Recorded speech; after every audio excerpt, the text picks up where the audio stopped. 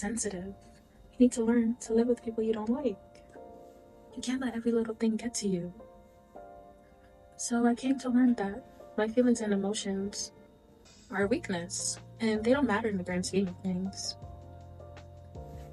But today, on episode 4, or activity 4, in the Book of Shadows created by Akasha, we are rewriting a story surrounding shame. And for me, that was during the times that I would go to other family members or family friends about the abuse I was facing at home, like especially from my stepdad, and how that was changing the way my mom and grandma and other family members were treating me. I remember I started fighting back sometime in about high school, and me and him like really got into it one day. And I kid you not, 30 minutes after all of that happened and settled down, I was getting calls, messages, all these things from family members I ain't even heard from in decades, talking to me, trying to lecture me, telling me how I need to stay in a child's place and not bite the hand that feeds me.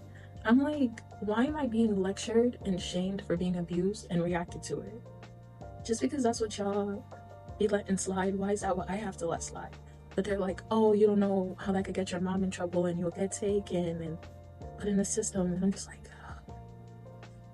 So you eventually learn to just like bottle everything, or at least I learned to bottle everything, and I'm like, there's no point in me sharing if no one's gonna care enough to listen to how I feel. Even if you don't agree with it, at least let me speak. But I didn't even get the room to do that. So I eventually just started minimizing my feelings and the way I reacted to things, even if it was, I just had to learn to let a lot of things slide until I eventually just blow up.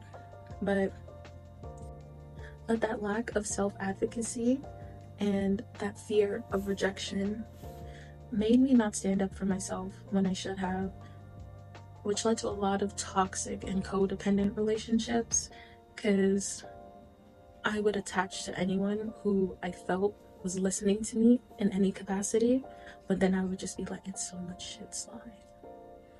Very, very hard times. But you live and you learn. And I've since started growing out of that mindset of feeling the need to minimize my feelings and reactions to something, because I'm going to react.